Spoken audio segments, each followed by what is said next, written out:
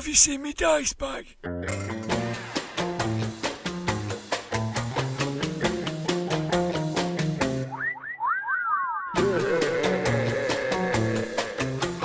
Grognard Files. Hello, my name is Dirk the Dice, and this is the Grognard Files RPG podcast, talking bobbins about tabletop RPGs from back in the day and today. This is the second part to episode 16, where we've returned to Call of Cthulhu with our special guest, Mike Mason, the line editor for the game. It's not just an extra part, it's a fully kickstarted brand spanking new edition. Since we released the first part, we've had the sad news that Carl T. Ford has died. He was the editor, publisher and all-round engine behind Dagon Fanzine. In episode 14 of the podcast, @DailyDwarf talked about how the zine produced great articles, supported the literature, published creepy mythos stories and produced excellent scenarios for gaming and Lovecraft appreciation. In the previous part to this episode, Mike Mason credited the zine with generating a community of gamers around the game, which helped us get appreciation of why Call of Cthulhu was special. We have a lot to thank Carl for, so as a small token of appreciation, I'd like to dedicate this podcast to him. So, what have we got in store this time? Well, Mike Mason returns to face the Keeper's Screen. I will roll on a table, apparently at random, and pick some choice anecdotes from Mike's gaming history. They're not all Call of Cthulhu either. There's D&D and Almost Traveller. Daily Dwarf has written a piece about the scenarios that appeared in White Dwarf and to remind us of how important the magazine was in helping us understand what it was all about. Judge Blythy, our rules lawyer, joins us to apply his assessment to the 7th edition rules. At the end, I have news about the dispatch of the zine to patron supporters and details of how you can be involved in the Grog Squad community. Without further ado, Ramblers, let's get rambling. GAMESMASTER'S SCREEN. Welcome to the GAMESMASTER'S Screen, part of the podcast where I'll roll on a table and, apparently at random, generate 5 topics for discussion with our special guest, Mike Mason. Hello, Mike. Hi, Dirk. How are you doing? I'm great. Thanks for coming back. This isn't just a GAMESMASTER'S Screen. This is an Emmy Award-winning 7th edition Call of Cthulhu Keeper Screen. What do you think of that? Only the best for you. Okay, from the list of random stories that you've provided, I've created a table and I'm going to roll on it to suggest a topic so that you can tell us more. Does that sound okay? Sure. Okay, here we go. And it's number 10, At Your Door. Oh, okay. Well, At Your Door is an old Chaosium Call of Cthulhu campaign set what was then the modern day, which I guess must have been the kind of mid 1990s. I really liked this campaign when it came out. It's a slightly strange campaign, and it's one that I think is a bit chalk and cheese to many people. However, I have real strong memories of running the campaign for my home group. The campaign is all about this kind of the world kind of descending into madness and chaos, and one of the kind of themes of the game is that the weather is changing, and that it's getting hot. I think if I'm right, it's getting hotter and hotter, and you're advised as the keeper, as you're running it, to kind of just keep referencing that, to just say the weather's really warm today, and just building up that kind of general heat level as you go through the campaign. And the reason that kind of really sticks is that when I was running it, it was, I can't remember exactly which year in the 1990s it was, but it was really hot. We played it during this hot summer. And so we'd end up in the gaming room and just be absolutely stifled. And we'd end up going outside and sitting on some garden table into the darkness, running this game as the heat was starting to slowly dissipate in real life. As we're running this game, and and that really conspired to kind of create this kind of mood and atmosphere within the game itself. It just kind of really gelled, and and of course, sitting outside as the sun's going down, still kind of hot because it's still pretty humid, and of course, you get like birds and things rustling in the hedgerows, which was kind of perfect for when you're running the I think it's the second or third scenario in the campaign, which is I can't remember the name they give it in the. I think it's Landscapes, the one that's based on a T.E.D. Klein story, and that's set in some wilderness farm with some strange thing wandering around the farm, and of course that just mirrored where we were completely in terms of rustling hedgerows and darkness falling. So. Yeah, so I've got quite strong memories of that, and having a lot of fun with it. Yeah. When I hear stories of Call of Cthulhu in the 90s, there seems to be lots of sensory tricks to create atmosphere in games. It seems almost like LARPing, almost. I guess to some degree that's true. I mean, blindfolding people, putting ice cubes down people's necks, things like that. Oh yeah, we're guilty of some of that, particularly at conventions, and yeah, I mean we never. I guess it's that kind of strange thing. We were always role players. We were never LARPers at the time. That was a whole bunch of different things that we weren't really into. However, we would steal some of their ideas, I think, and grudgingly kind of accept that they did some really cool stuff, yeah, that kind of building atmosphere. I mean, yeah, certainly running the Cult of Keepers. Whilst the majority of games were pretty standard, sat around the table, there were a few kind of big event games we did, like Gatsby and the Great Race, where we were blindfolding people and moving them between different games and randomly moving them around and making strange noises and whatnot. I remember a friend of mine saying that.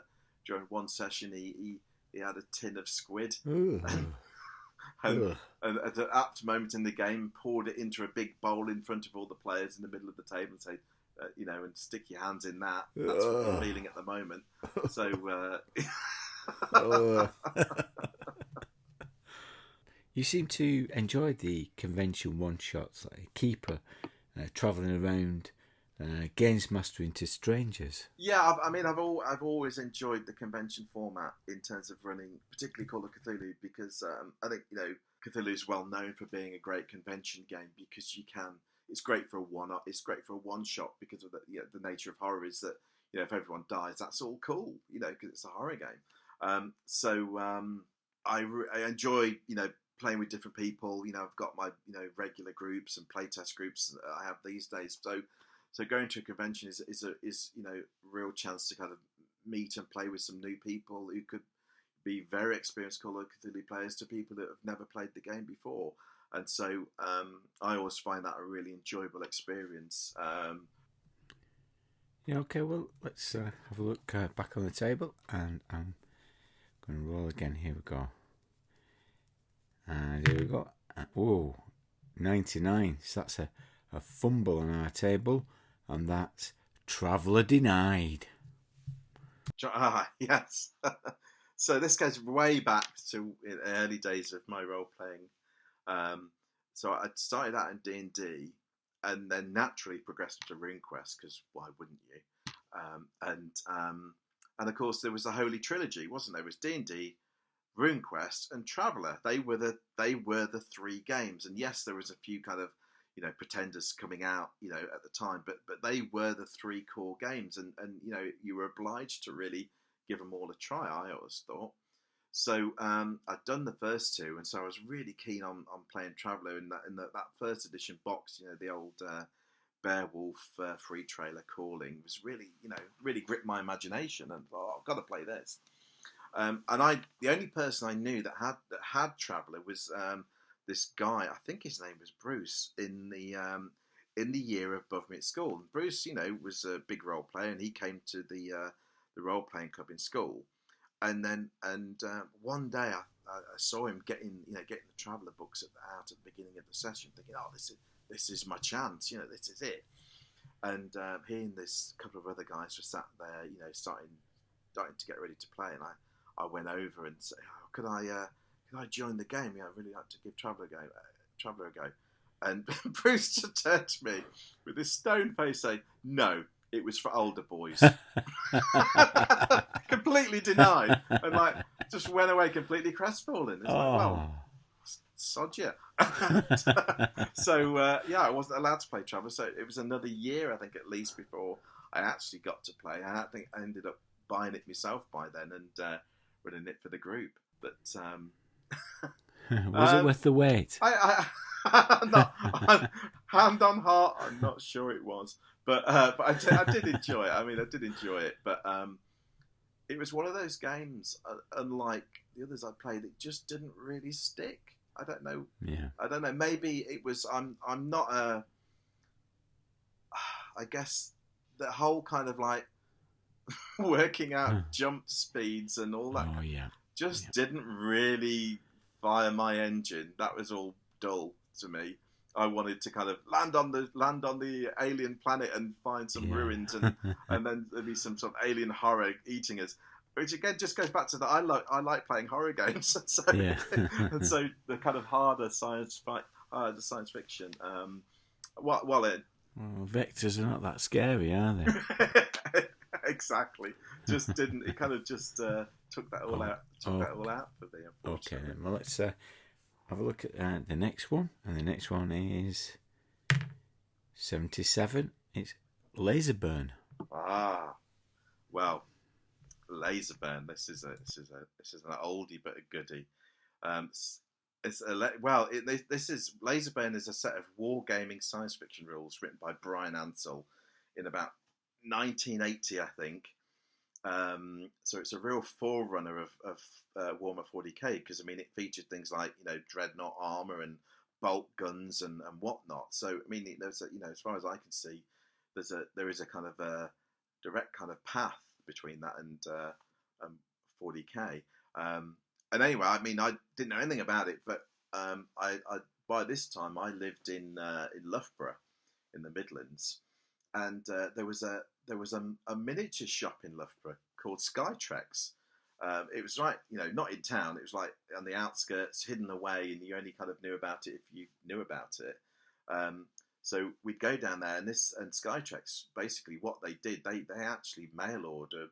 They were a mail order business of producing historical miniatures in all sorts of forms, but all mainly really, really tiny. Some of them 5 mil high, because they were just blobs of metal as far as I could see. But what they carried was a load of this old kind of really kind of old school, kind of chapbook kind of rules for all different sorts of wargaming. And of course, most of that was just not really of interest to me, kind of Napoleonics and all that kind of stuff. Not really my scene. So I'd look around these things, and occasionally I'd pick up maybe a sort of a World War II, tank commander kind of game, read it, and then just completely have no idea how you would actually play it. So the day I went in, and there was this thing called Laserburn with people with ray guns on the front and aliens were yes, this is it. And I think it cost me I don't know, £1 or 70p or something. And I got this home, and I kind of thought I could make sense of the rules. It had this pullout, this kind of double-page pullout, which was completely filled front and back with a million tables. That kind of classic kind of wargaming thing. Roll on this table if etc. etc. But I kind of in my head fashioned a way that you how to play it. It also went with. It also used 15mm sci-fi figures, which you could buy from Skytrex. So I bought a load of these, took it to school, and started, running it. And we just really got into it.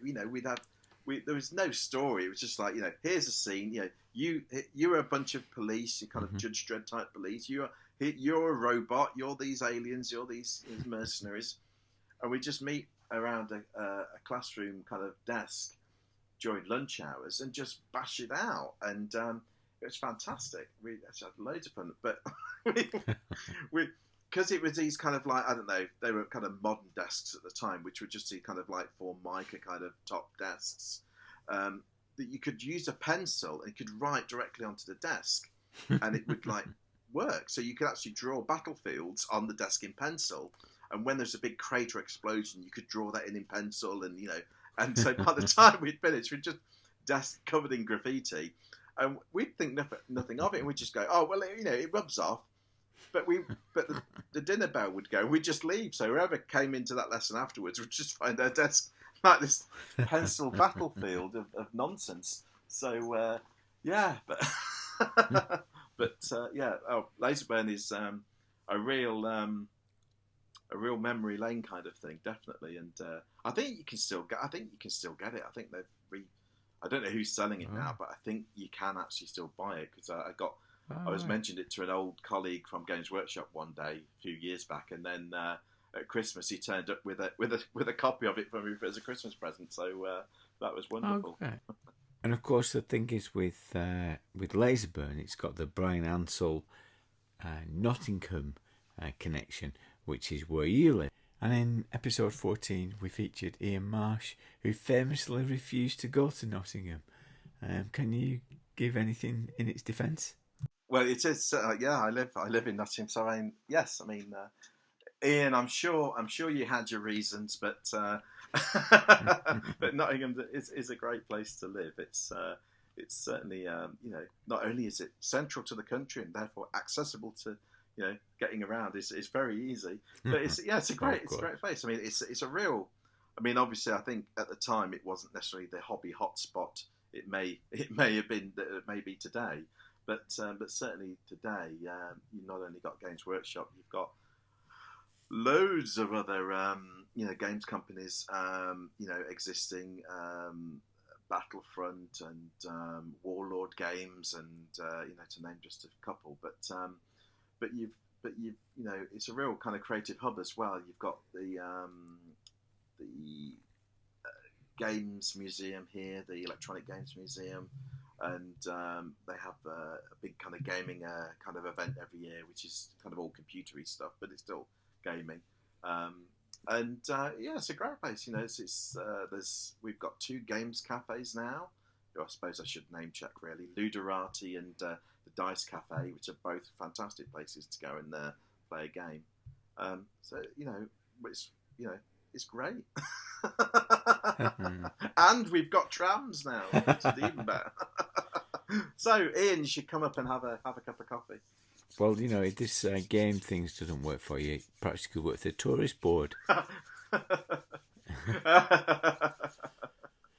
Okay, next up, and it's a natural 20, so Dungeons and Dragons. Oh, yeah. Well, as I say, I think my first role playing experience was playing D&D, and so D&D was a game I played for a long, long time. I mean, occasionally I still even do, but played that for a long time. And one of the memorable things I kind of remember was at school, as a kind of an offshoot to the club. And this all stemmed from Imagine magazine and Dragon, that I'd read in these things about these fabled things called role-play tournaments, that I had no idea what that meant, but it sounded really cool. And I thought, well, I'm going to run a role-playing tournament then. And I just decided, well, how do I do that? Okay, well, I'll write a scenario that no one's ever played, and I'll run that same scenario for different groups of people, and I'll basically award each person in the group points as I go through the game for doing cool things. And that was my, very unscientific marking method. And so I kind of, I don't know how I got the word around that I was going to do this. And so I had, I don't know, 3 or 4 groups, I think, of people. I said, you've got to get a group together, and I'll then run it for you. And so I ran it, these 4 or 5 groups.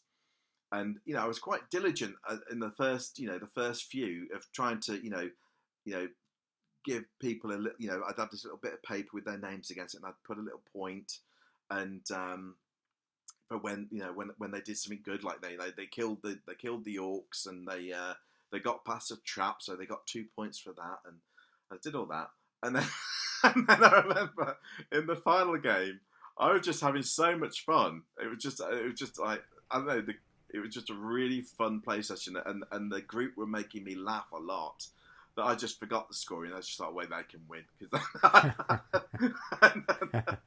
So they won, and I don't think there was a prize. I don't think I'd even bothered to get a prize. I think I just go, oh yeah, you won, and that was it really. But that was my first formative days of running a tournament. Yeah. Brilliant.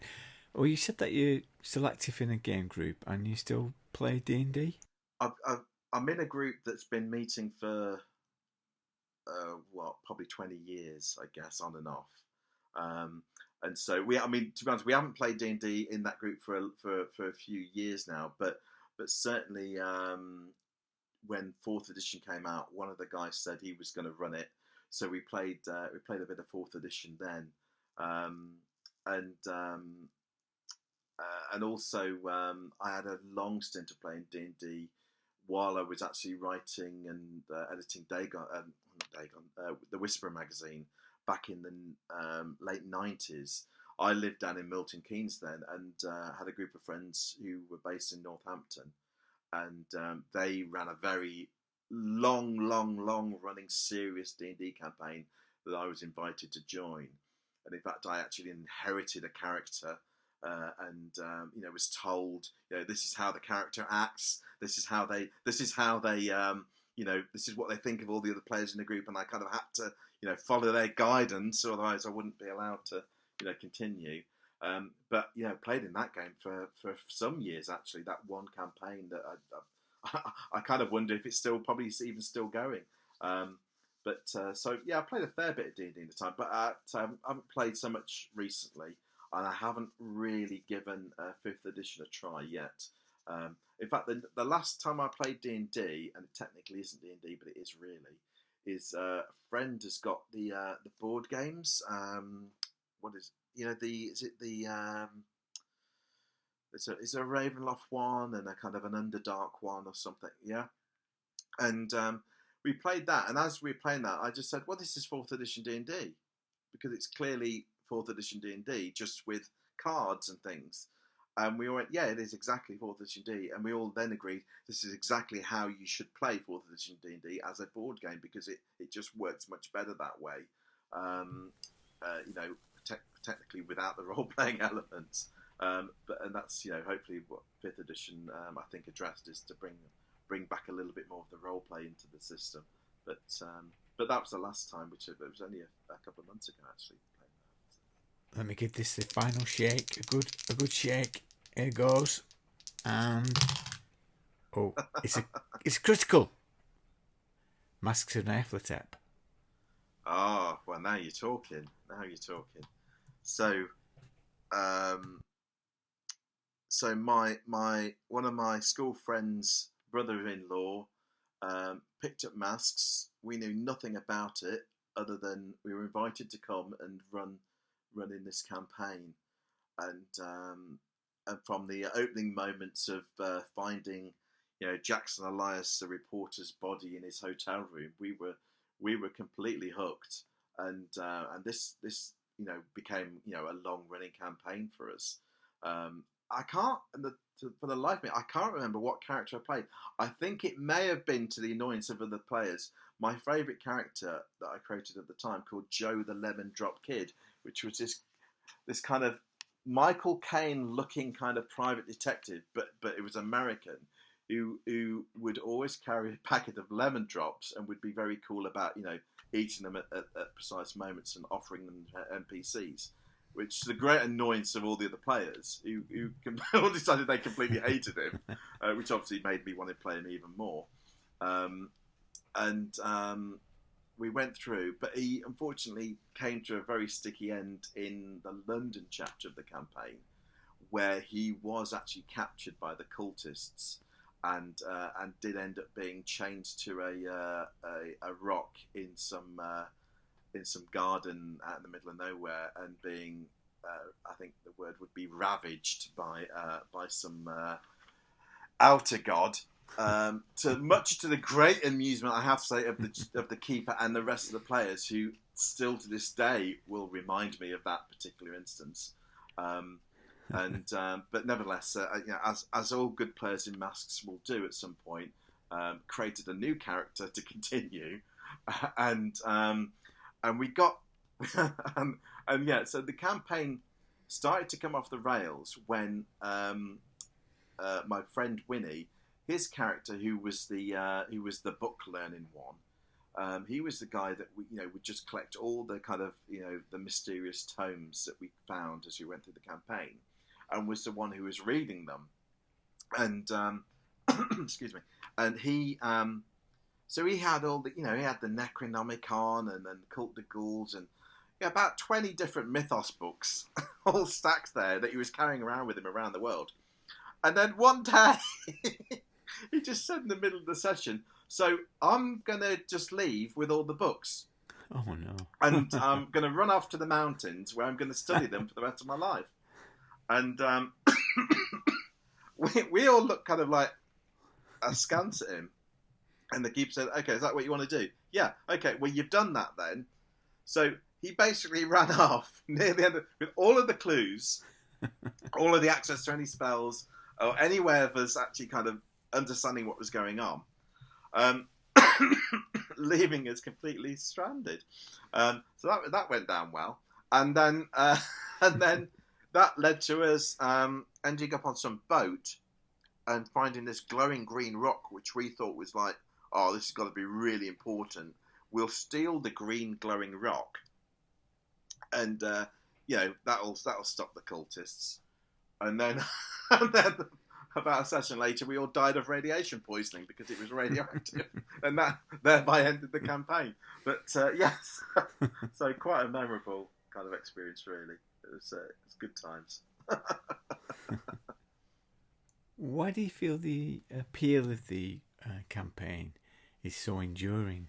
I think it was. I think it's two things. I think one, it was one of the first campaigns to really kind of get the notion of campaign play right, in that it had this. It had a really strong connections between the different kind of elements or scenarios within the campaign. That there was a clue path that you could follow that made logical sense. So I think that in one sense it was just constructed very well, and secondly, it was genuinely this kind of like world-spanning, and it was very pulpy as well. So it really kind of captured your imagination as you were kind of going around and fighting these different kind of monsters and cults, and it had this kind of real significant kind of ending to it in a way, and it the way it was constructed, it allowed you to kind of choose your path through it. You weren't following this kind of train track through. You kind of had the semblance of choice into where you would go through the campaign. So I think it was because it was the first campaign to really kind of nail that right. It got a lot of play, and so the kind of word of mouth about it and reviews kind of bigged it up, and so it kind of has always kind of been held up as a good campaign, and so I think that sort of fared it well in terms of it becoming considered a classic in that way. It's probably what it is. It's got some very memorable scenes, very memorable characters that really stand out, I guess, too. We've said previously that the campaign was responsible for giving the game a shot in the arm, and in some ways responsible for the longevity of Call of Cthulhu, because it showed what was possible, what the game was capable of. Because normally we were playing very small, low-key games, but as you say, this was a world-spanning event, an epic in scale. Yeah, I guess. Because Call of Cthulhu falls very much into two styles of play. It's very clearly a really good game for a one-shot, that kind of horror film kind of style game. But what Masks did was to kind of illustrate that you can play an extended campaign with this. You can actually play a campaign where the sort of slow creep of horror, the sense of mystery and investigation is really to the fore. And I think, I always say, crime fiction in terms of a genre is I believe the most successful in terms of sales of any literary genre. Crime. You only have to turn on TV to find that crime programs are pretty popular. So that kind of engagement with a mystery that Masks really presents in a very good way captures that imagination. So I think in some ways I think you're not far wrong that that I think at the time it really kind of as you say, gave the game a shot in the arm and introduced whilst there had been at least one other campaign produced for Call of Cthulhu before that, Masks was the first one I think to really nail it, to really kind of get it right, and to offer that style of play to people that I think captured people's imagination. And at Necronomicon, you've announced that there's going to be a whole new 7th edition version about to be released in autumn 2017. Yes, yeah. Yeah. So about 8 months of work of effectively redeveloping Masks and updating it to the 7th edition Call of Cthulhu.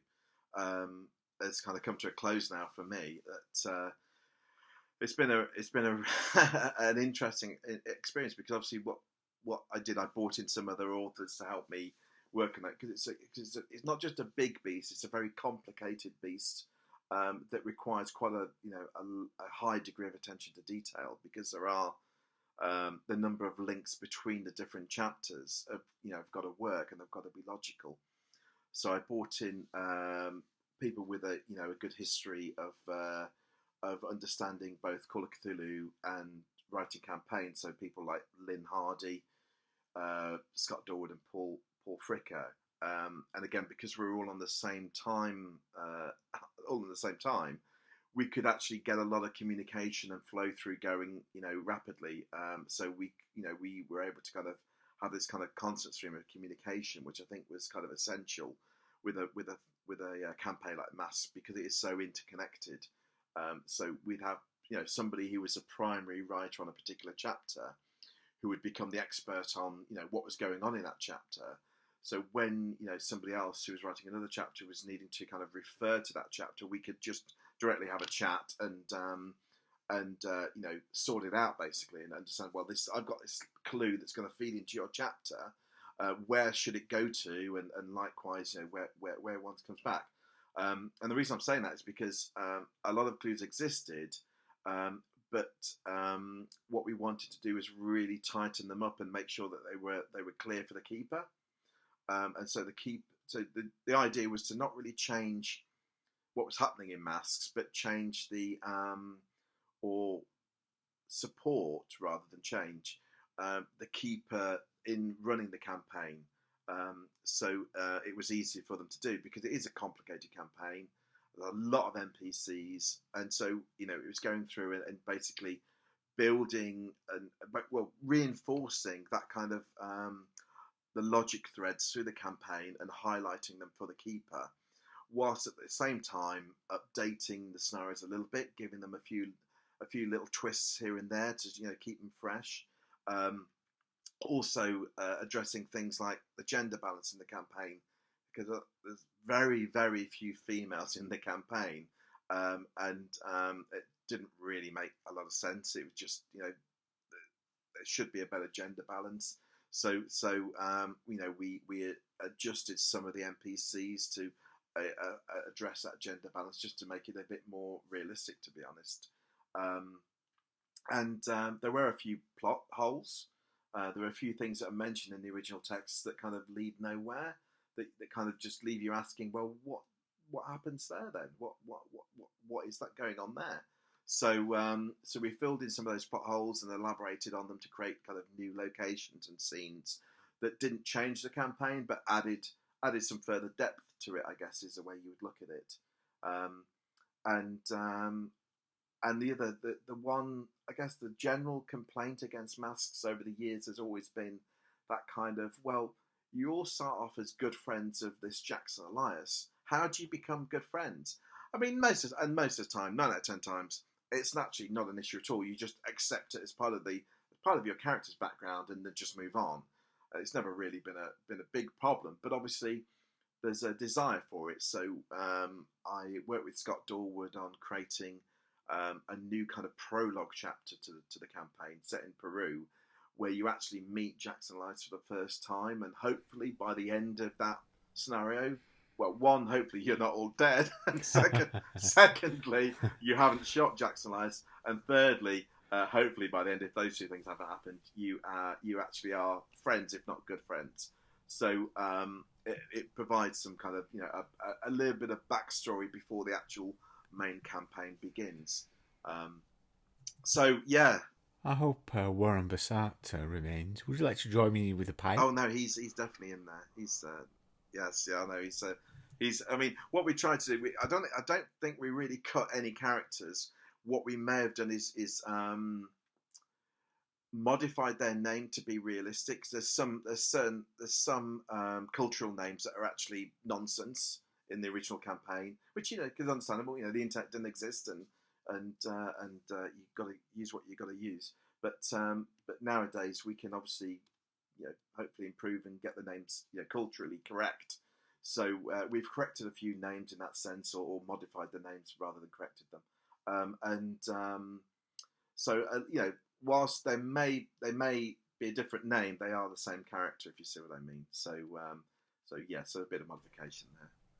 Well, it sounds like a great project. So when can we expect it to be published?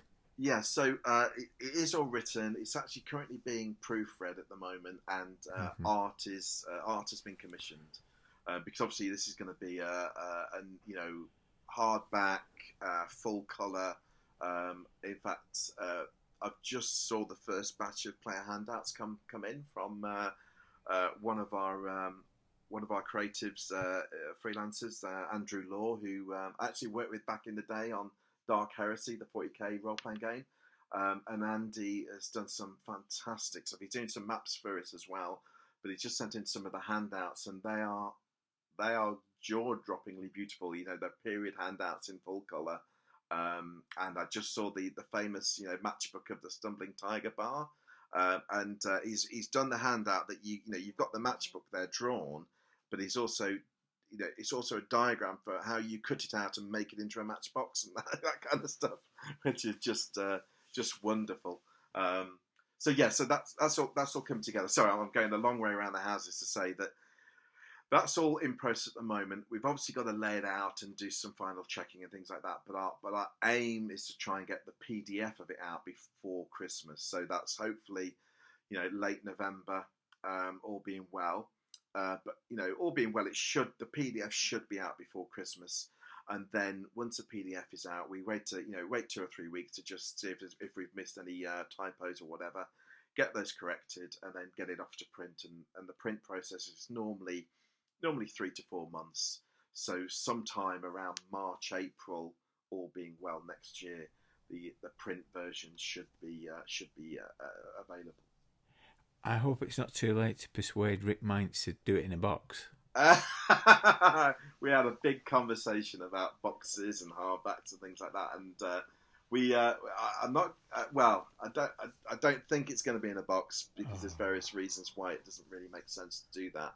But I know there's all reasons, but it's just better. Yeah. However, the format we're now thinking of, I don't think you're going to disappoint it, because, you know, whilst it's not a box, hopefully there's going to be a bit of a box-like thing going on around it to some degree. Well, I say box, more slipcase. But if all goes well, it should be a very gorgeous, a gorgeous product that hopefully will, you know, just like the very first one did, hopefully continue to inspire and create great gaming experiences, you know, for the next 30 years as well. all being well. Well, thank you very much for joining us on the Grognard Files, Mike. It's been great having you. No worries, thank you. And I'll pass on your details to Ian Marsh. Daily Dwarf! The two figures pause briefly before the vast cyclopean entrance, then hauled the accursed portal open. Released from long eons entombed, the fetid air swirled about the pair, assaulting their senses like the exhalation from the charnel pit of some forgotten hell. Undaunted, the two figures entered the crypt, swallowed by the eldritch blackness within. As their eyes slowly adjusted to the Stygian gloom, they beheld an immense altar of vast antiquity, hewn in a time when humanity quailed in the darkness, and monumental beings of cruel intent bestrode the earth. Unknowable, tenebrous forms were carved into the altar's bas-relief, defying comprehension. One of the companions stepped forward and slowly traced his fingers over the benighted atrocity, finding patterns in the hideous, indescribable contortions of the stone to reveal loathsome blasphemies that man was never meant to know. He cast a questioning glance back to his colleague. Here, Blythy, do you think this Shoggoth is holding an hobnob? Yes, the Grognard Files is back in Lovecraft country, this time on a magical mystery tour through White Dwarf scenarios for Call of Cthulhu. It's interesting that, although the game was released in 1981, it wasn't until June 83 and issue 42 that the first article for Call of Cthulhu appeared, written by Marcus Rowland, who else, and titled Cthulhu Now. It looked at translating the game into the modern day. That's the modern day of the 1980s, of course, with a knowledge of PET BASIC and an ability to extract data from CFAX and Prestel could be used to take down the great old ones. Why the delay? Well, I think it took the article and scenario writers a little while to get to grips with this tentacle beast, for Call of Cthulhu is a very different kind of role-playing game from what had gone before. This was not an exercise in hack and slash, or the accumulation of power and wealth. Combat had been de-emphasized, with investigation as the character's primary motivation. Uncovering a trail of clues that linked to what appeared in a relatively minor event, and following that trail down darker paths to reveal an ultimate cosmic horror, was a very different template for a game. Oh, I know that some Traveller scenarios involved an element of investigation too, but they inevitably ended with the production of weaponry and a final shootout. Characters weren't expected to hang around week after week from one scenario to another. The defining mechanic of the game, sanity, resulted in the PCs deteriorating as the game progressed, spiralling down into madness and death. So, with this new gaming paradigm to understand, it's not surprising that articles and scenarios took a little while longer to appear in the pages of White Dwarf. Marcus Rowland followed up his initial article with some scenario outlines in the next issue, but it wasn't until issue 50 in early 84 that we got the first Call of Cthulhu scenario proper, The Watchers of Warberswick. But after that, scenarios appeared regularly, with a number of writers taking the ideas of the game and really running with them in a new and innovative directions. The new theme of investigation into horror was always to the fore, but against that backdrop, Cthulhu scenario writers came up with a wide variety of different settings, while mixing humour, twists, red herrings and pulp action to freshen up that theme and keep the players guessing. That's not to say that there aren't some issues. Dirk and Blythy spoke in the last part of this episode about the conflict in Call of Cthulhu between the player character's helplessness in the face of unspeakable horrors and player agency, where no matter how awful the cosmic vistas the players are confronted with, they still want to do something. That conflict between what you might call a purist Lovecraftian approach to the game and a more pulp direction is present, and sometimes in the same scenario, highlighting the unevenness of tone that Dirk identified can unbalance a game. There's another conflict in some of the scenarios when it comes to player agency though, and it's the conflict that can lurk at the heart of an investigative scenario.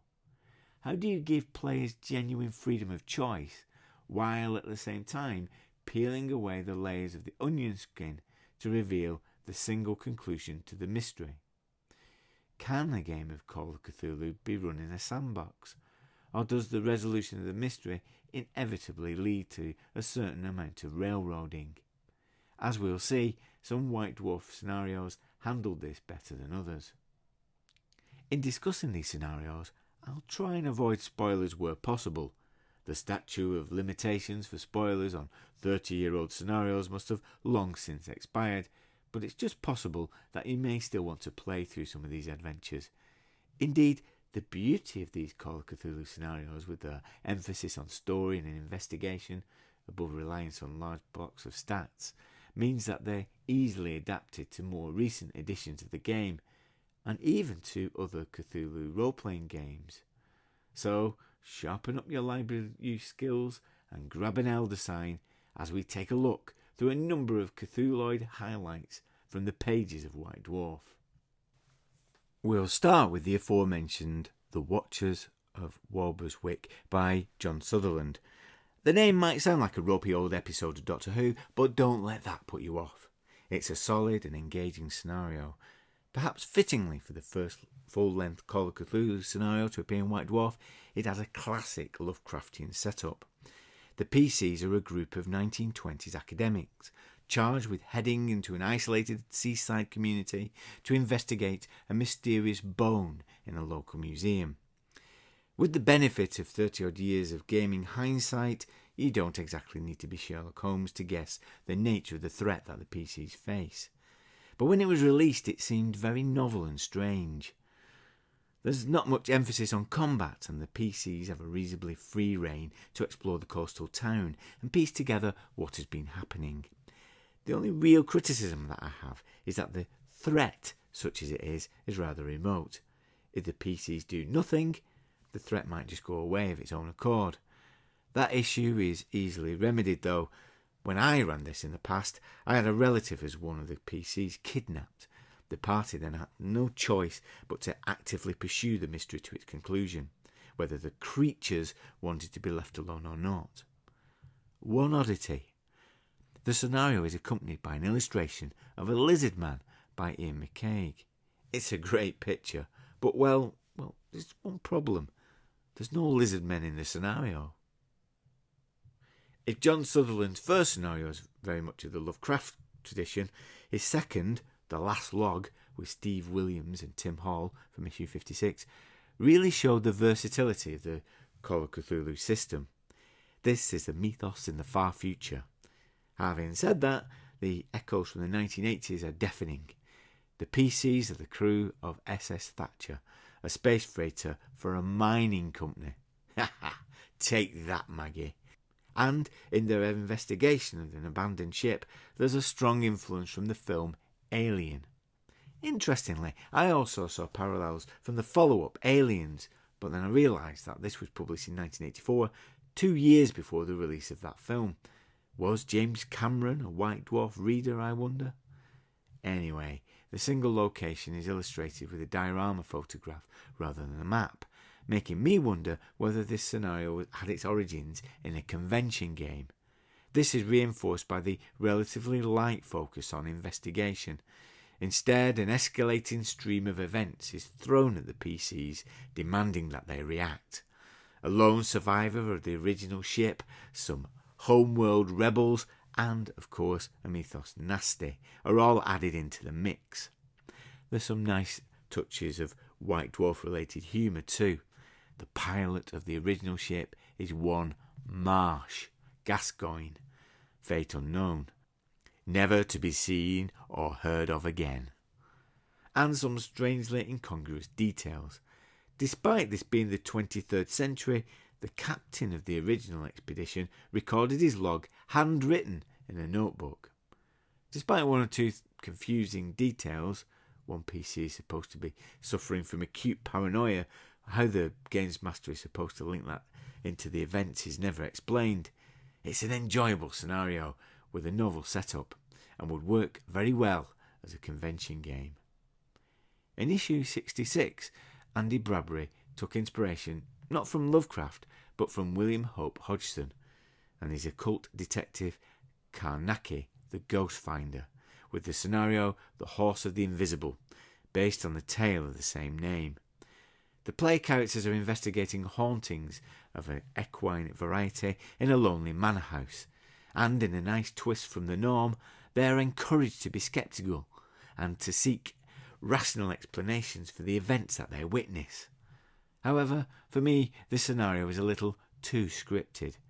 Despite the PCs having links to one of the NPC's protagonists and witnessing various ghostly manifestations, there's not really much for them to actually do.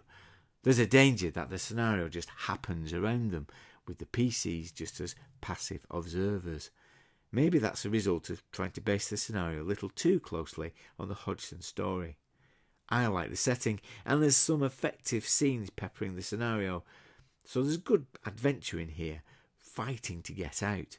I just feel that some work is needed to improve that all-important element of player agency.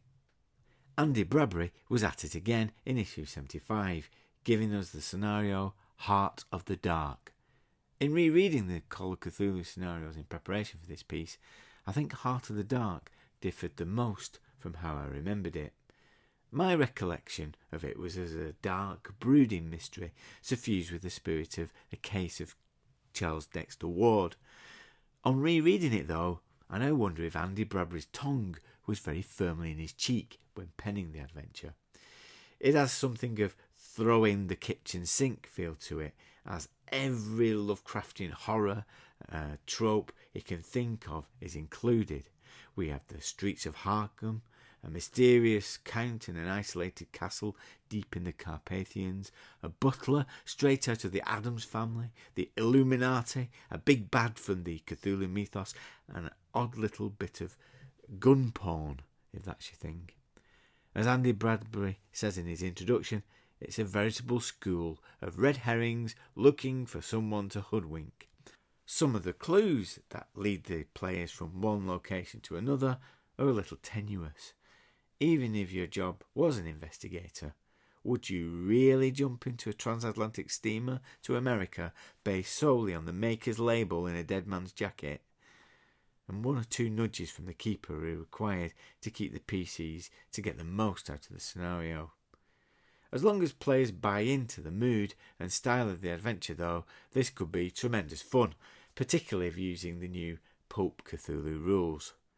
It's also a nice touch that it features 3 different endings of increasing mythositude, if that's a word.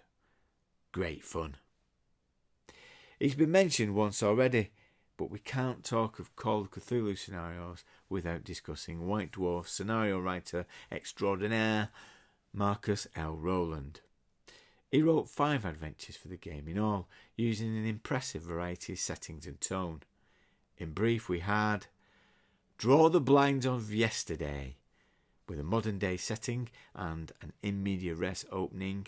The players have to account for a missing time in their lives, following a mysterious lady with Jedi powers in an adventure that deftly mixes Cthulhu mythos with Greek legend. The Surrey Enigma, another in media res introduction, albeit of a gentler kind, this being an adventure of a 1920s vintage. The tone of this scenario is a little uneven. It evokes Lovecraftian idea of fragments of mythos knowledge slowly being pieced together to reveal a cosmic horror, while at the same time featuring more pulpy elements. Bitey jumping skulls, anyone? The ending is low-key, although it can be used as a staging point for something more significant. Fear of Flying, an enjoyable scenario, an interlude for when the PCs are redlining across the map. It's rumble at the Tin Inn in the sky, with an added mythos threat. Good Indiana Jones style pulp fun. The Paddington Horror, a rescue mission for a missing PC. This is a very stripped down investigation, and all the better for it. Most of the options for the party lead into a downbeat ending. And of course, in issue 86, Marcus Rowland gave us Curse of the Bone, the winner of the 2015 White Dwarf Scenario Slam. See the Daily Dwarf's very infrequently updated blog for details. Set in modern day Britain, it brings the Cthulhu mythos to the seedy streets of London, with their used car lots and crumbling sewers. I think this change of scene accounts for its enduring popularity, particularly with British gamers. It does feature one or two cases of the investigators having to make successful library use roll to get a clue that progresses the adventure. Taken at face value, what are they supposed to do if they fail? Hang around till Ken Hite writes Trail of Cthulhu, presumably. And then the trail of clues is fairly linear, albeit with some amusing blind alleys. But the grimy urban setting, ably illustrated by Martin McKenna, is very effective and brings to mind the mythos tales of Ramsey Campbell. When it comes to ambition, few scenarios can match Graham Staplehurst's Ancient and Modern from issues 80 to 81. Inspired by the writings of Brian Lumley, the adventure features two sets of characters, one in the Hyborian-influenced ancient setting of Themra, to be used using AD&D, and the other in the modern-day setting, 1920s, to be run using Call of Cthulhu. As Graham Staplehurst says in his introduction, for the GM, the scenario gets fairly complicated. The initial section in ancient times is very well written, with a magical battle between demonic forces and the last remaining good wizard. But it's a bit too scripted and exposition heavy, with the danger that the party just has to stand around and observe the machinations of these great powerful sorcerers. Much better is the section in the modern times, a classic Cthulhu setup, where the PCs must interrupt a cult's summoning ritual in a secluded chateau. There are many more options for the players here, many different approaches they can take, but there is a chance that the entire space-time continuum can be destroyed. And that's just in part 1. In part 2, the parties switch time streams and each must then quest to return themselves to their proper time. Graham Staplehurst sets himself the interesting exercise of translating staples from one game, e.g. a wyvern in ancient times and a shotgun-wielding farmer in modern, into the stats for the other system, and he largely succeeds, making for some novel encounters along the way. However, the powerful wizard continues to dominate the narrative in ancient times, and the players remain largely spectators to the plot. It's also difficult to know how to play the ancient characters in modern times situation. Players' knowledge can all too easily influence that of the characters, and I think that this could descend into a fish out of water laughs, which isn't really fitting with the rest of the scenario. But putting these gripes aside, this is a scenario epic in scope, with a lot to recommend it to a resourceful and enthusiastic games master. The final stop on our tour is my favourite Call of Cthulhu scenario from White Dwarf, Ghost Jackal Kill by Graham Davis in issue 79. Set in 1920s San Francisco, it features a memorable exotic cast of NPCs, including the actress Theda Bara, trying to resurrect her career in a gothic Egyptian romance, and Dashiell Hammett, fresh from the Pinkerton Detective Agency, now working as a private eye. And who knows, maybe he'll be inspired to write down these crazy stories someday. It's an intoxicating mixture into which is added a very powerful cult leader, a rediscovered mythos tome, a determined journalist, and the very brutal murder of an ex-stage magician. It uses the classic onion skin approach of uncovering clues that lead to further events and revelations, but pleasingly not in a linear fashion. The players can structure their investigations in many different ways, and it can take either an aggressive or a softly approach to uncovering the mystery. What I find particularly clever is that at the outset of the adventure, the PCs can unwittingly summon a very nasty mythos creature, dooming the party from the very beginning. The rest of the scenario can then play out as a foreshadowing of the ultimate fate as it slowly approaches. Great stuff, and a classic downbeat Lovecraftian ending. In the unlikely event that any of the PCs do survive, this scenario can always be used as a prequel to the Games Workshop adventure, The Statue of the Sorcerer. With some fantastic illustrations from Dave Carson and Steve Begg, this really is the White Dwarf Call of Cthulhu scenario par excellence. Suddenly, the investigators recoiled in horror at the ominous shuffling sound of movement coming from within the altar. Unable to run or call out, they were helpless, their sanity blasted from their frail human psyches as they watched the door open from out of the altar and a figure emerge from the fearful dark. Alright lads, how do you like me new shed? Judge Blythy Rules! Welcome to the Room of Role-Playing Rambling. I'm joined by Judge Blythy. Hello Blythy. Hello, Dirk. And this time we're going to speak about Call of Cthulhu, the 7th edition. I've got the beautiful objects in front of me here.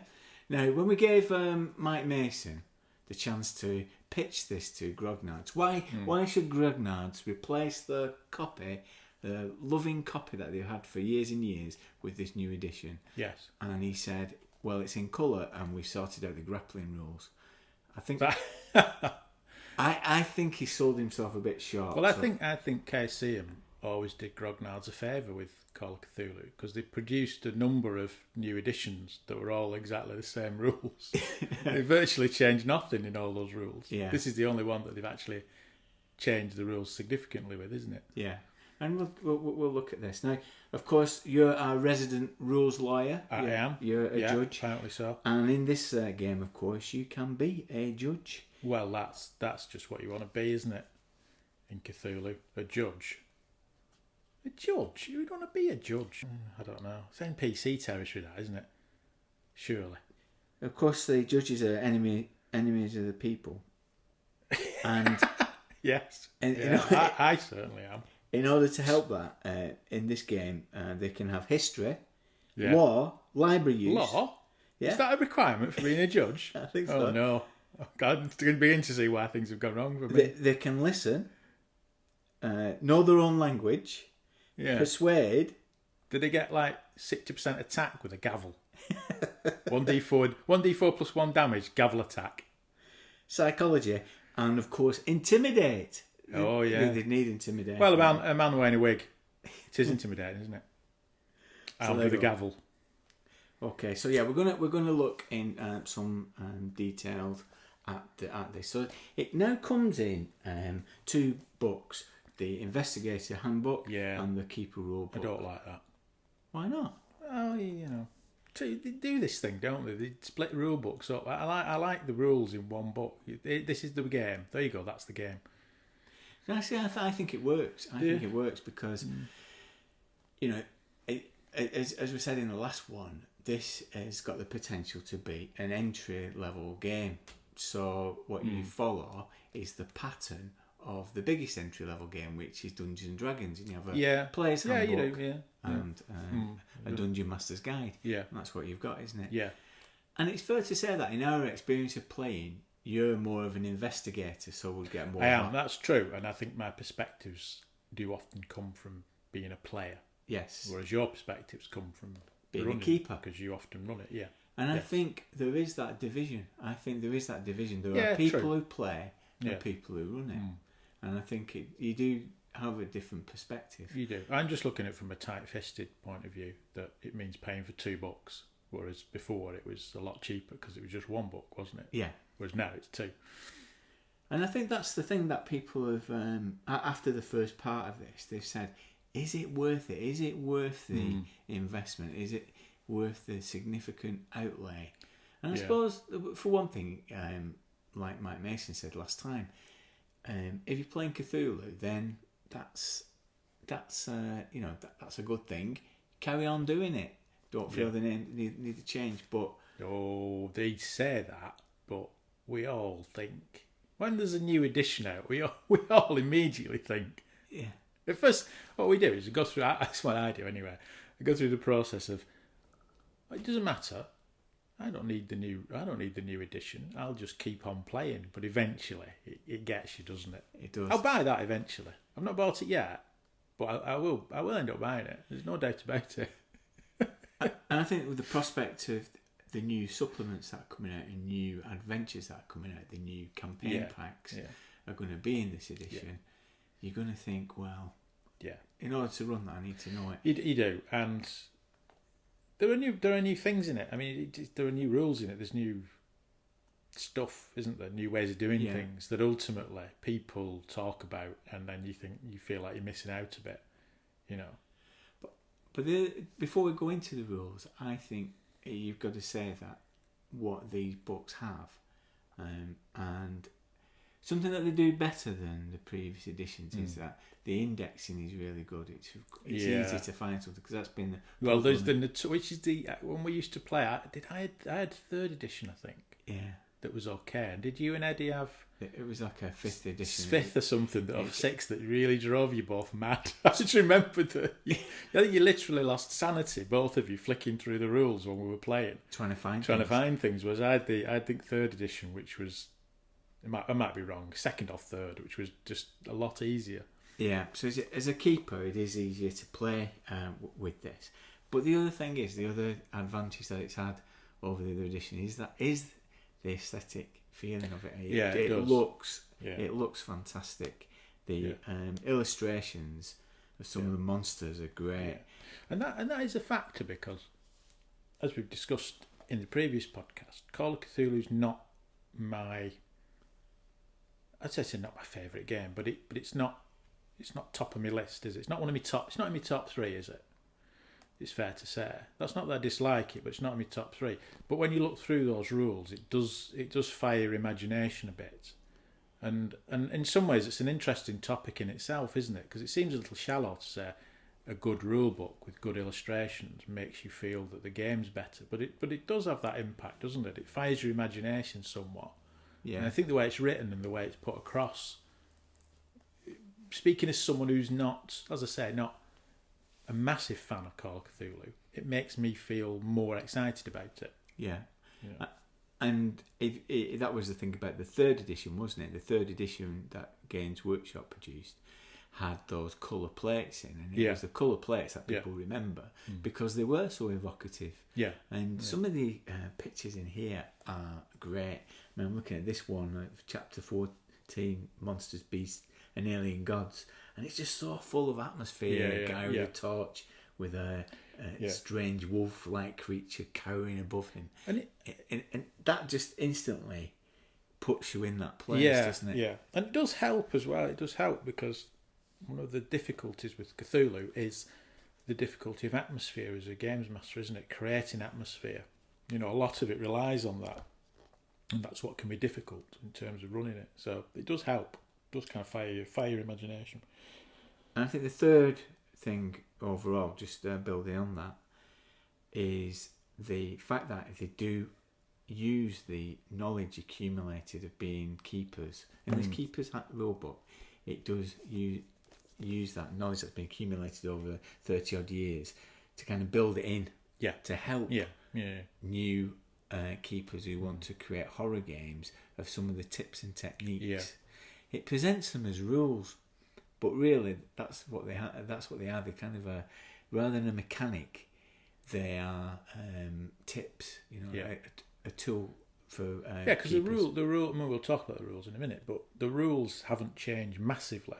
They've they've improved and developed some bits in interesting ways, but the rules aren't massive. It is about that kind of guidance, isn't it, and tips and tricks and how to run things, which is important. It's important in Cthulhu because it's, and not just Cthulhu, I suppose horror role playing. You know, I would say horror role playing games are probably the hardest to run effectively.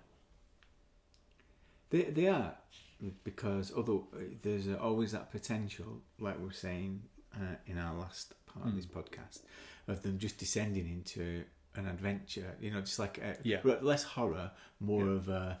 And I think as well, it's like that the discussion we were having last time about character agency. Some people on Twitter who are responding to the last podcast had said that having no agency is part of horror. So in horror movies, that sense of doom and sense of not being in control are important aspects of horror films. And I think that's a fair point. But it's difficult, isn't it, to balance that against giving players a sense of control, but also giving them a sense of doom. And it's a very finely balanced thing. Yeah. That if you go too much one way, players just feel doomed and lacking any agency. If you go the other way, they're throwing sticks of dynamite at everything, and it turns into a dungeon.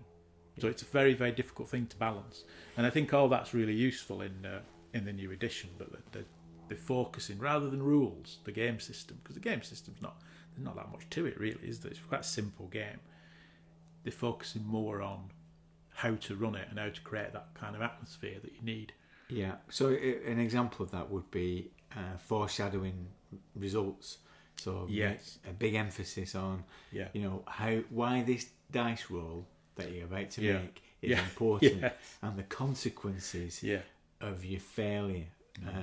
And that's something that you would do intuitively as a keeper, having accumulated the experience. Yeah. But it's good to see that written down. Good to see that. Yeah. If you've never done it before, and even if you do it, it's a reminder, because you get into bad habits, don't you? Or you realise, no, you've not been doing that. You used to, but now you've stopped. Yeah. And it's just a reminder.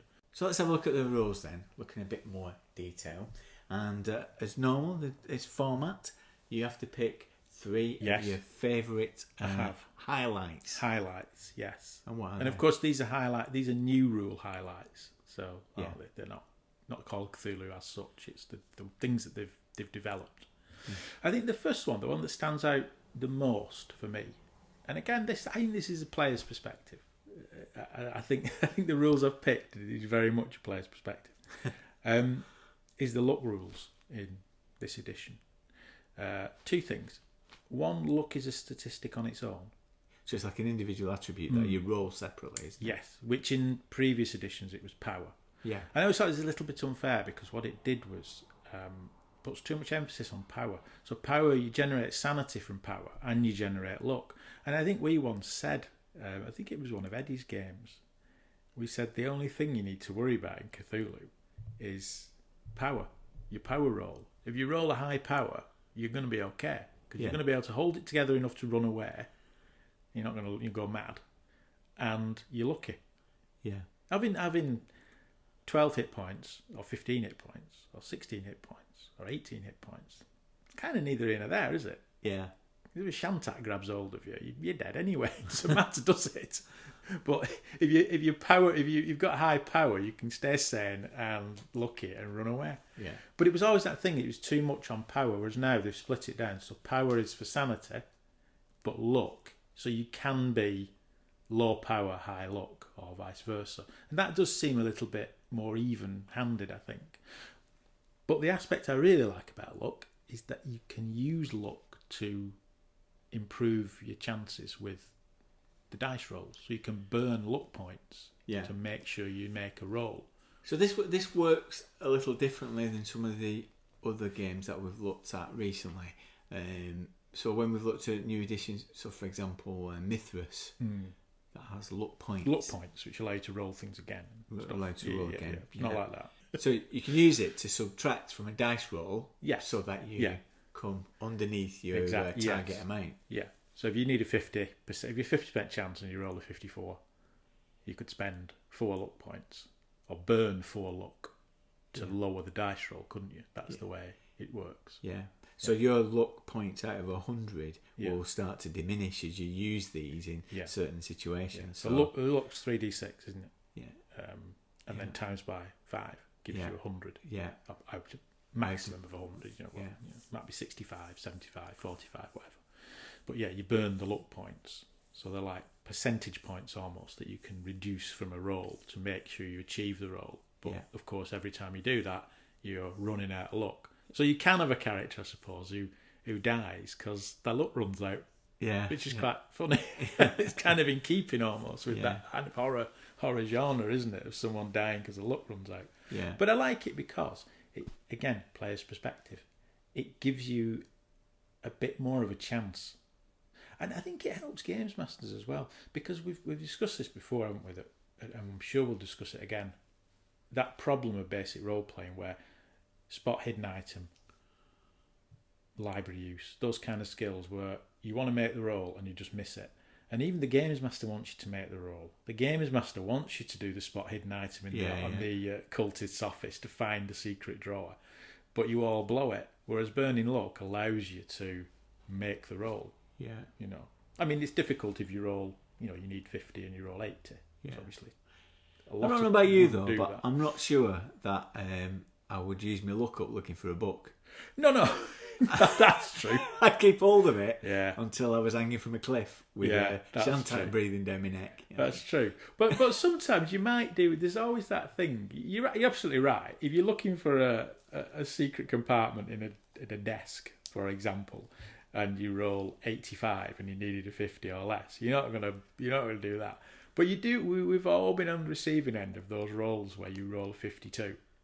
Yeah. Or a 53 or a 51, and you think, for 1 point luck, I can find it, I can do it. And in that sense, it's quite useful. It helps the flow of the game, I think, a little bit. Can do. Having said that, that is one of the most... I think you're right to pick this because it is one of the most prominent rule changes, isn't it? Because essentially, if you're a grognard returning to this game, there will be most of it will be familiar to you. Oh yeah, it's the same game really. And some of the things that have been changed around the edges are almost like house rules that have been adopted and incorporated in there. And it fits in with the idea that this is a accumulated wisdom over 30 years. I find it extraordinary that it's presented an optional rule when some of the other rules are presented like as mainstream as part of the core of the rules, and that bonus dice and penalty dice is put in there as one of the part of the core rule set. And where this works is a bit like advantage and disadvantage in D&D, 5th edition, where you can have an extra dice as the tens in a percentage. Yeah. So if you're if you're in driving in a squally weather and bad rain, you're going to be at a disadvantage. So you're going to have to roll 3 dice. One is the units, one's the tens, 2 of the tens to the highest. Has somebody told these people that this is basic role playing? So you're always at a disadvantage. I mean, we're going to come on to this, but you're always at a disadvantage, aren't you? You spotted an item or you firing a gun's only 50%. Don't make it any more difficult. It's difficult enough as it is. What's wrong with these people? Hang on a minute. There's these terrible monsters that could kill you, drive you insane, and gobble you up in a single combat round. Do you know what? Should we make it more difficult for people? That's a stupid rule. Do you know what? I have to say, aren't all rules optional? Yes. Yeah, aren't they? Yeah. I always find that odd in a rule book where they say optional rules. They're all optional, aren't they? Yeah. I think it's interesting that is that luck rule, which I think is a great addition to the rules. Is presented as optional, so you're allowed to ignore that one if you want, but other things, making things more difficult for people. Sheesh, Cthulhu. There's something wrong with it. It's masochistic role playing, that isn't it? Yeah. It's not hard enough, this game. Your character killed every session. It it does give you a bonus as well. But, Well, yeah, I suppose. but it being Cthulhu, I focused on the penalty. You are, of course. Yeah. Okay, That so says a lot about your games master style, I think.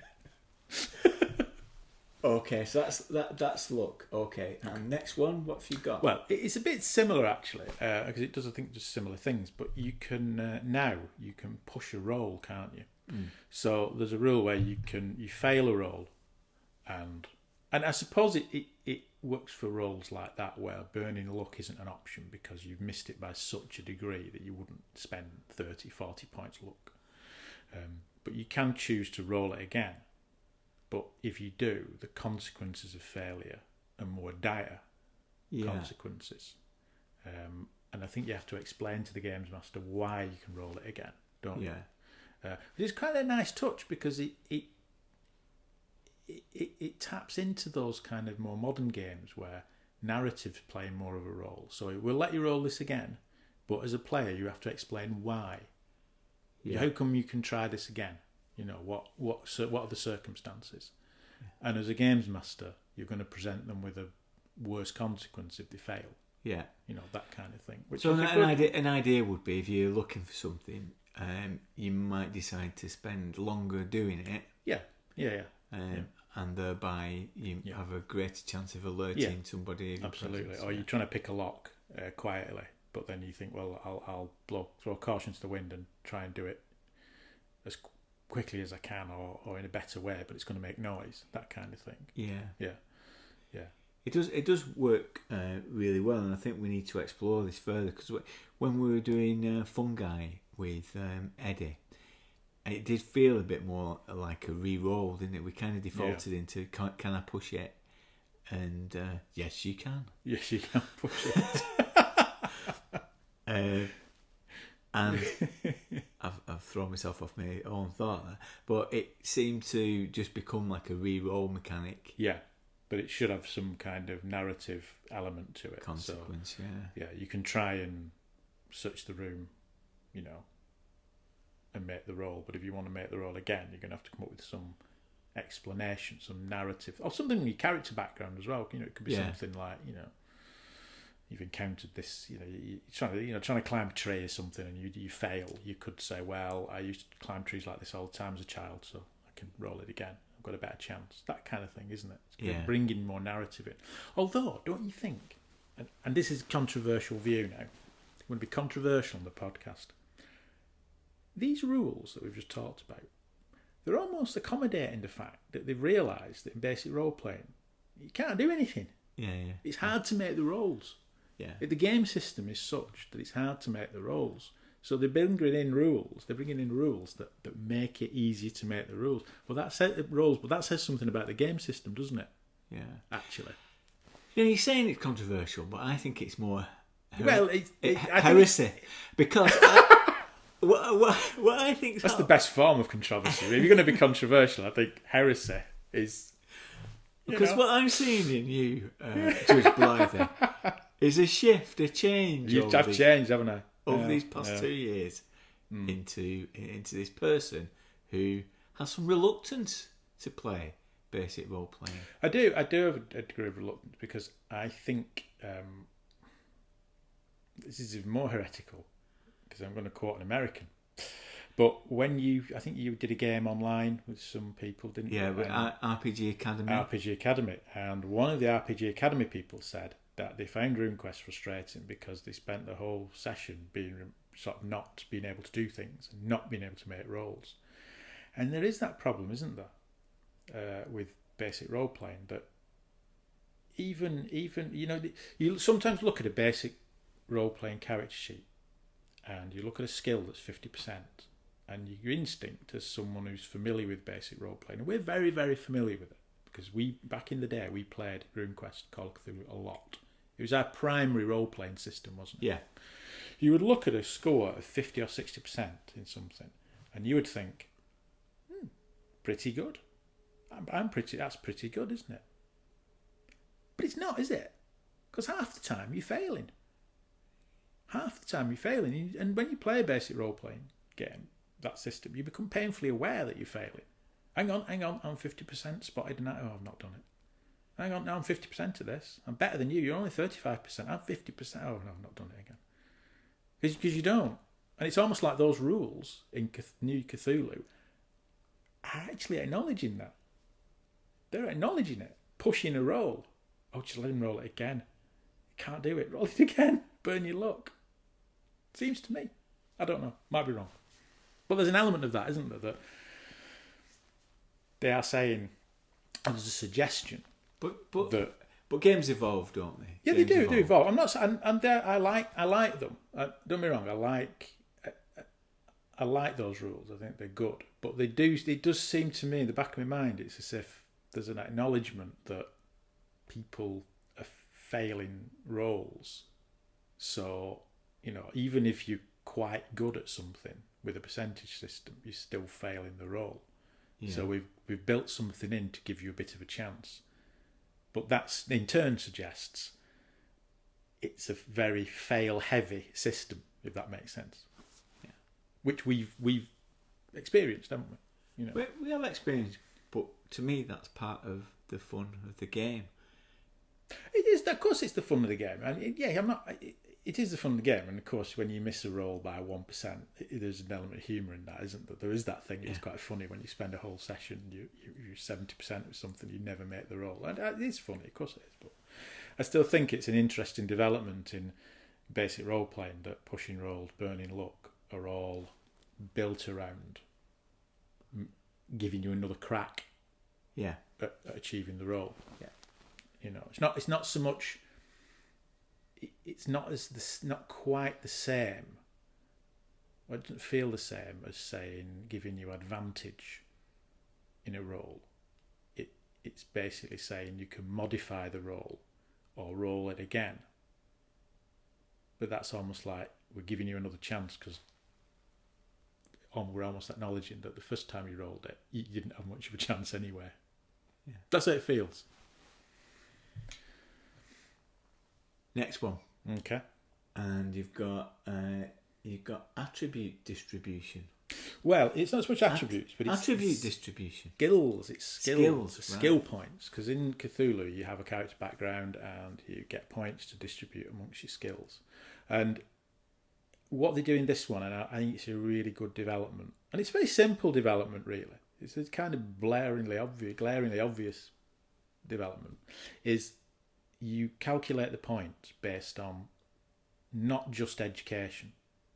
Because I think in the old system it was education, wasn't it? Yeah, it was better. Intelligence. Education and intelligence. Which always seemed a bit wrong, because if you picked, say, a criminal background, well, a criminal won't be well educated, but that doesn't mean they're not very good at what they do. Yeah. So now it works off different stats. So it might be, if you're an actor, for example, it might be charisma times 10 and intelligence times 10. It's other attributes feed into divvying up your skill points, which I think is a good thing, because it does a little bit like what the luck and power thing does. It seemed to me that there was a lot of emphasis on education. Yeah. And any kids who are listening, that's not a bad thing. Okay? Any younger listeners, education is important. Yeah. But in Cthulhu, it was too important. That's my view. It was too important. I'm schooled in the University of Life. The University of Life, exactly. Yeah. But it seemed too important, because some of the backgrounds, if you're a hobo, you picked hobo. Education's, you're not going to be well educated. Well, you might be, I don't know. A hobo. Down on his luck. On his luck. No, I think there's it's good to shout out for the whole character creation process. Yeah, it is made very easy. Yes. And it's described very well in the rule book, and I particularly like how they illustrate the character sheet by having call-out boxes explaining what goes in each of the area. It's a much better kind of walkthrough of creating a character. Because if you go to a convention, because we're going to do that tonight, aren't we? We're going to play a game with a group of people who don't know the game. Yeah. The first thing you do is give them a tour of the character sheet, and it does that really. It does that really well. It does do it well, and I tell you what else. I think it's a very good rule book, because we've commented on this before, that we've picked up some rule books, role playing game rule books, and we've learnt them and we've explored them. But we've commented to each other that if you didn't know anything about a role-playing game and you pick this up, you would not have a clue. Yeah. You would not stand a chance. I remember the most obvious example was RuneQuest 6, which is now Mithras, isn't it? Yeah. When you bought that, we got very excited about it. But I can remember saying to you, if you didn't know what a role-playing game was and you picked this thing up, you would think, what the hell's this? Is impenetrable. But I think what they do in Cthulhu, it's a good... Given that it's a particularly quirky game in some respects, it's not a natural RPG. You're not playing a wizard or a warrior or whatever, or space pirate.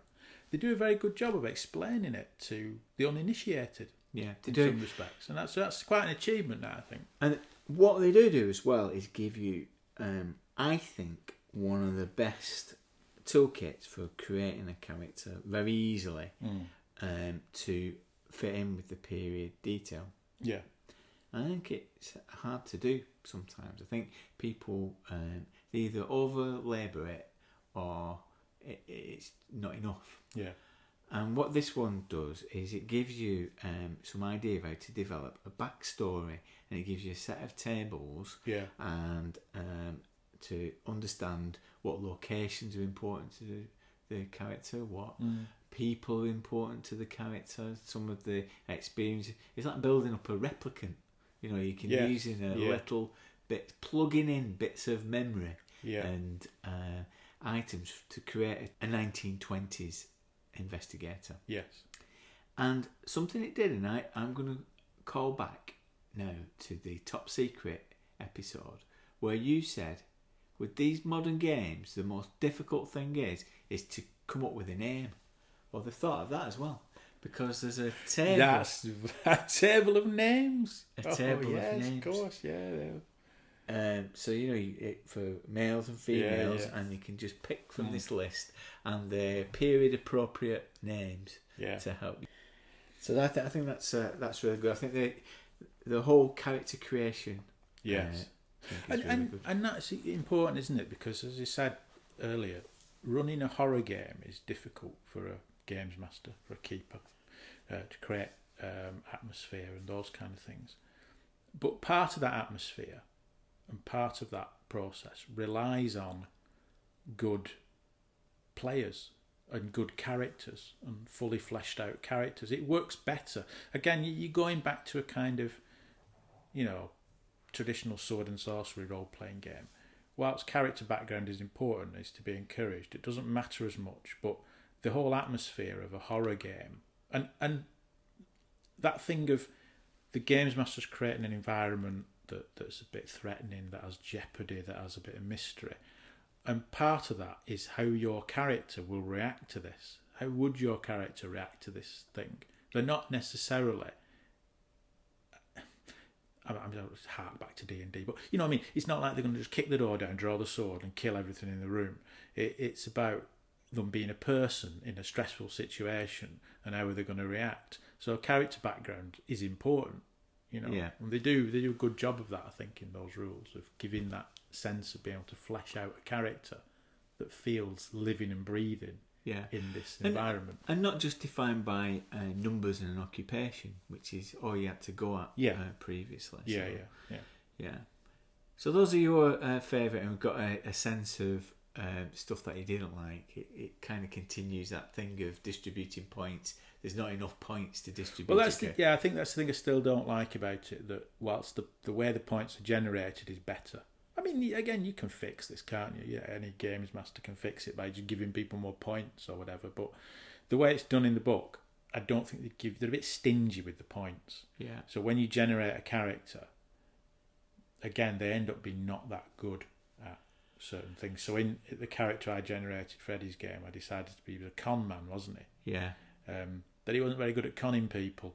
It's that thing, he was 40% at it, at those kind of skills that involve conning people, acting and persuasion, and 40%, 45%, because I didn't have enough points. Unless I was prepared to bung everything on one thing. Yeah. Which you want a broad spread, don't you? Yeah. It was just that sense that he was better than your character at conning people, but he still wasn't very good at it. Yeah. Your character would have been awful at at trying to con someone. But my con man was just marginally better. Not that good at it. But given that he was a con man, you sort of think he should be good at it. Yeah. And particularly given that in Cthulhu, you might not last that long. Yeah. You're not going to get the experience rolls to get your character up to really high, decent levels of percentages. So I just think the points it's better the way they do it, but it's still a bit stingy. Yeah. Well, I want to give a shout out for something that I like a lot about it, and I do think that, you know, looking on forums and listening to other podcasts and other stalwarts of the game talk about it, they're kind of a bit dismissive of this, but I think it is good. And that is to do with your core attributes being multiplied by 5 at the start. So you still roll them the same. So you roll them on 3d6 and multiply them to create a percentage. And the reason why I like that is that you end up with grades of percentage within that. So you can have critical success and then various levels of success. So what it allows you to do is to create different levels of difficulty very easily. Yes. So where previously I might tell you to give me your dexterity times 3. I don't need to do that now. I can say, well, you know, let's do it at a half value or a fifth value within there. And what that allows then is something a bit like the James Bond game, where you can have pause rolls to have levels of success. So you're competing against another, so you're hiding or looking at. Yeah. But the level of success will determine how well you do it. Yeah. And how this is different from how it's presented in something like Mithras, RuneQuest 6, is that it's much more straightforward. It's explained in a much easier way and easier to apply from a keeper point of view. So I want to give a shout out for that, because I do think that is an innovation that you see now in a lot of percentage based games. Yeah. And it goes back to that James Bond game, doesn't it? Yeah. Which is an iteration of RuneQuest. Yeah. But I think it's adopted here really well. I like it. At first I didn't think I would. The idea of times in your 3d6 times it by 5, and then 5 3, and just on its own as a percentage rather than as 1 to 18, isn't it? Or 3 to 18. It's just treated as a percentage when it's on its own.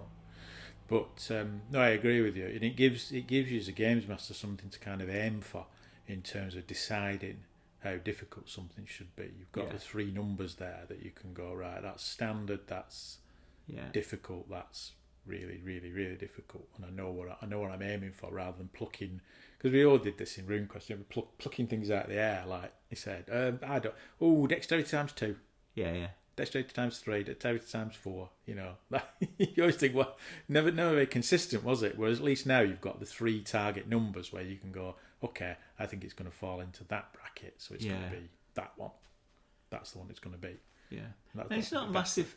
It's not a massive innovation, but again, it's the way that it's presented that I like. Yeah. I think it's very intuitive how it's presented, and I think its application in games will be easier. Yeah, I agree. And you say it's not a massive innovation, but it offers clarity, doesn't it? It offers a bit of clarity, and that sometimes they can be the best innovations in a game. Something that just gives you, as a games master and a player, a bit of clarity over what you're aiming for. Yes. And what you're giving people. As a games master, what you're giving people to aim for, and as a player, knowing what you're aiming for. That sometimes can be, you know, a really useful thing. So, how do we answer the question that's been posed to us? Should people go out and buy it, or should they stick with their existing edition? Oh, well, you're going to go and buy it, aren't you? Go and buy it. You're going to buy it anywhere. Even if we said don't buy it, they're going to buy it.